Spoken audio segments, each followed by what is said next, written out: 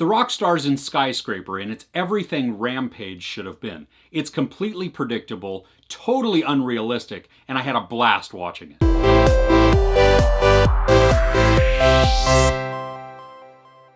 The Rock is former Special Forces, and now he's a security expert, and he's brought in to assess the safety features and the security measures of the world's tallest building, the Pearl. Neve Campbell plays his wife, and she is ex-military as well, so she has a good set of skills, not only for survival but fighting, and those come in handy throughout the film. Terrorists of sorts break into the building, and they're there to steal something.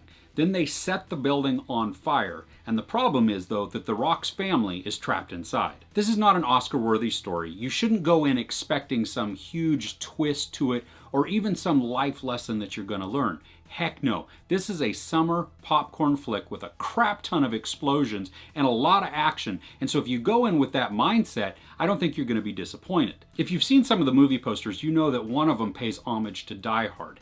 Now, the movie itself is actually a little bit comparable to Die Hard, not only because it's just a skyscraper, but because you have some terrorists and they're trying to get something, and you know, there's just some high tension, and there's a dude who apparently he's the only one that can save everybody. But in this, The Rock is too strong. So what do? Well, you take his leg. Now, they explain that away at the very beginning, and it's a very quick scene, and you've seen it in the trailer where he's kind of hanging by his prosthetic. That's a really strong prosthetic. Now, there are a ton of unrealistic action sequences in this film. Some of them you've seen in the trailer. Like there's the one where he climbs up this huge crane on the outside of the building while it's on fire. The building, not the crane. And then he has to jump across this huge span into an open window.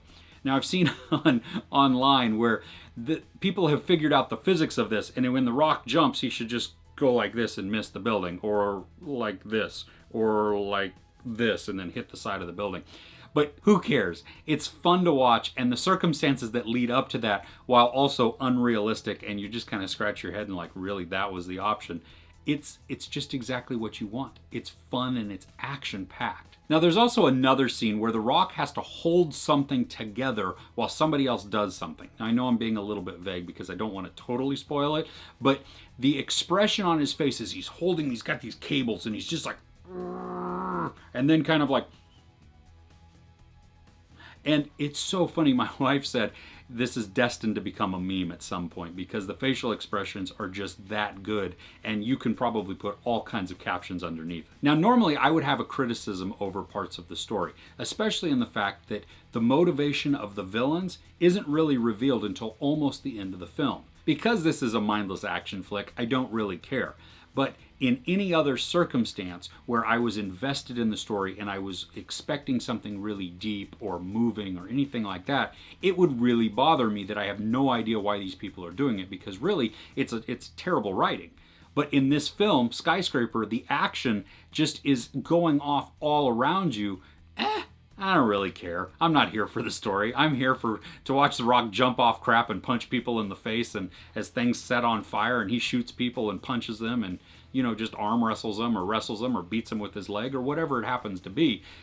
I'm there for the action, and it delivers. Surprisingly, in this type of movie, The Rock wasn't too over the top in his character. He actually played it with a little bit of trepidation. Now, I say a little bit because he still stepped up when he had to protect his family, to fight and do all of these things, but he just kind of resembled a tentative person. At one point, he has to step outside of the building, like on the outside of the building, and kind of like Mission Impossible Ghost Protocol, where Tom Cruise has the gloves on that stick to things, you know, blue is glue, red is dead. Well, kind of like that. I mean, except he doesn't have any high-tech gloves. But he looks out there and he stands out there and he goes, well, this is stupid. Towards the end of the film, we get a really cool close quarters fight scene. So it's fun to watch that as well. Some of the tech in the building provides some really cool scenes. Now, there's these cameras that are both facing inwards and outwards, and it provides the Pearl to do some really cool things.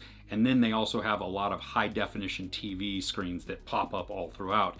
And it just allows for a lot of fun things to happen within the building. That being said, though, when one of the special effects happens, Oh, there's no way in the world I would go up in this thing.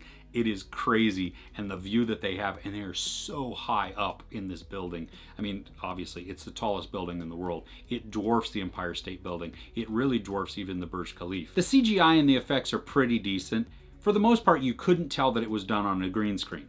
Now, I guess for such a big budget film, you shouldn't have been able to tell that any of it was done on a green screen, but we'll save that for something else. If you check reality at the door and set your mind for a basic and predictable story, but you go in wanting a ton of action, you are not going to be disappointed at all by Skyscraper. There's no sex or nudity, there's some profanity, and a whole lot of violence.